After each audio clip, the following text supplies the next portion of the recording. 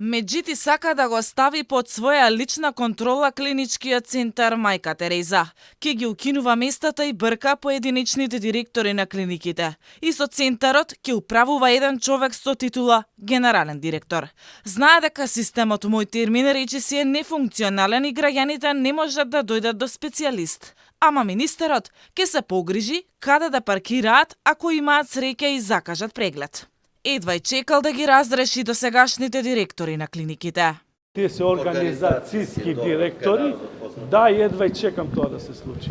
Немаме да имаме за губари како заеднички служби 20 милиони евра за губари, не знаат што работат.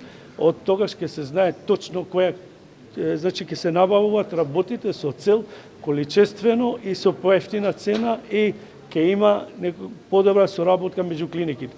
За разрешување директори има план, но нема за најгорливиот проблем на пациентите – колапсот на системот Мој термин. Како што Алфа веќе објави поради недостаток на кадар, пациентите посебно, тие што боледуваат од рак, не можат да добијат термин за диагностика. Меѓутоа веќе 3 месеци од кога седна во министерската фотелја, ветува дека приоритет му е паркингот на клинички, но досега не направи ништо.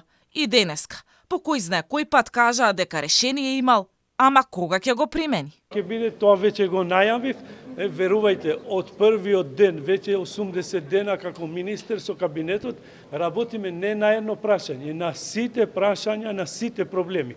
Од првиот ден го кажав и тоа, ми беше фокус паркингот, не дека сум министер по инфраструктура, но мора тоа да се реши, тоа е ликот на нашата држава и како нас, како луѓе. И тоа е срамота што се случува во клинички центар. Дали и како ќе се спречи одливот на медицински кадар во земјава?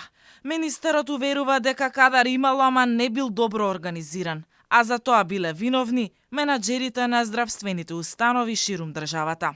Дека тоа не е точно докажува фактот дека вкупно 9520 активни лиценци, 2445 се на лекари кои имаат над 61 година. Со тоа, здравствениот систем оди во пензија, а младите лекари се повеќе ја напуштаат Македонија.